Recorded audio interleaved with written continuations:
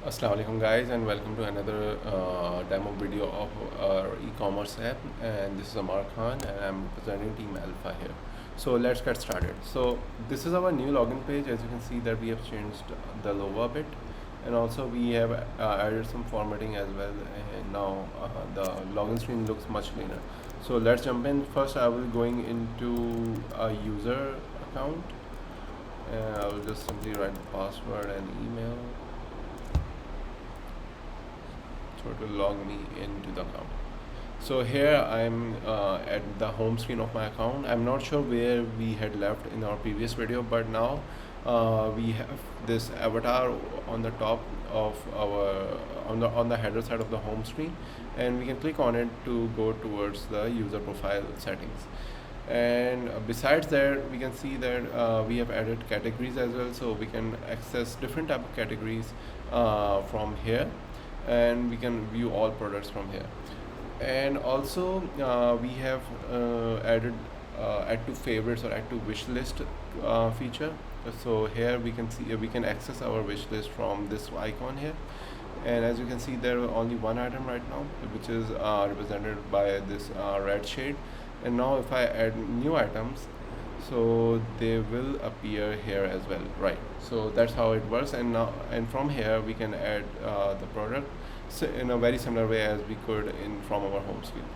So this is usually given in an e-commerce app, and that is why we decided to implement it. And besides that, I can add some products through the wish list as well. And now what I could do is I can view them here.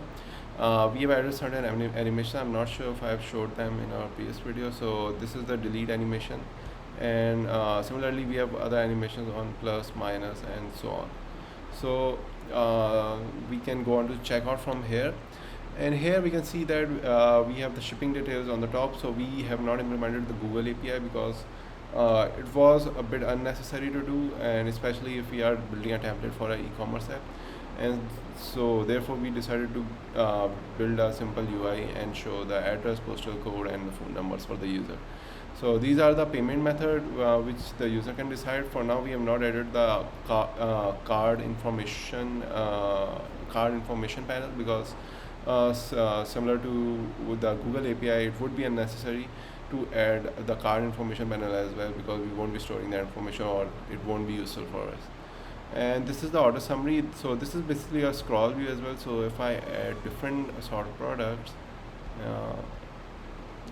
I add 6 products, 6 different unique products and with different quantities. So this is a scroll view. So this is much more convenient for the users to look at their order. And now the total appears here, and this is the details that it takes from the user. And now if I proceed on to removing any of the detail which is highlighted in the red asterisks, then the user won't be able to proceed with the order. So that was just a bug of our emulator. So this highlights in red showcasing that it is an error and should be filled. There is only one field for now which doesn't require to be filled, which is the username, because it isn't required in ordering. So the other fields are needed for the order. So if I remove the postal code here and click save, so we can see that the icon besides the address is now been highlighted in red, and it shows that the postal code is missing. So similarly it shows for every other required field as well. So let me just type that in back. If I go here, and now we can see that it has been restored, and we can also see there are snack bars appearing at the bottom just to tell what the user have done. So now I'll just click on order, and we can see there's a cool little animation there, and our order has been placed. So there was a snack bar which could have been used for going on to the orders page, which I will show here. So this is the orders tab, and now the orders which I have placed appear here. So initially the item list is being represented in a horizontal flat list, but if I click on it, then it will be shown in a vertical flat list, just so the user can take a screenshot if he or she wants to. So these are the orders, and this is the orders panel, which is quite new. I'm showing it right now because we have developed it very recently. And here we can see the order number, its placing time, the items in it, which can be changed, which can change its orientation on click, and the order status. So there are three order status which are processing, dispatched, and delivered.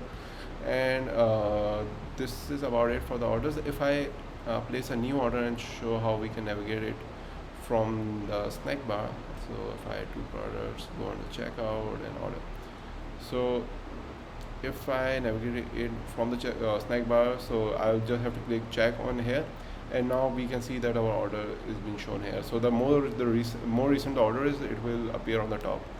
So that was about it for the user panel. Now I'll go on to the admin panel. So admin panel has changed quite a lot, so you guys will hopefully like it. So we are in the admin panel now. So this front panel has changed a little bit, where we have this sort of container containing the inventory, and this small icon shows the order. So for now, the inventory is in container is enlarged because we are seeing the inventory of the admin, and it is very similar to what our previous versions of the application had. So we can edit or delete the item from here. And similarly, we can click on here to view the latest orders. So these are the orders that has been placed in the recent time, and I believe these orders are the ones which we had placed from our ID just earlier. So if I go on to here, we can see that a slider panels appears, and it shows the shipping details, the order summary, and so on. And we can change the order status from here. The admin can change the order status from here, and we can change it to dispatched or delivered. So if I click on dispatched, it will be changed to dispatched, and if I click on to delivered for the another order, it will change on to delivered. So now we can see that these have changed, and now we can filter them as well through these filters, which are placed like categories on the inventory homepage. And similarly, we can view all orders as well. So I have changed the orders from here, and now I think that was about it for our orders panel. And if I go back to the user, it should have hopefully changed the order status at the user end as well. So there's the simulator bug again, so I cannot click anywhere unless I reopen the app.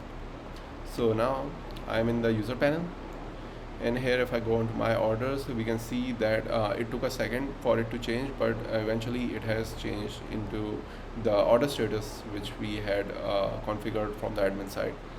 And I think that's the whole flow of our application.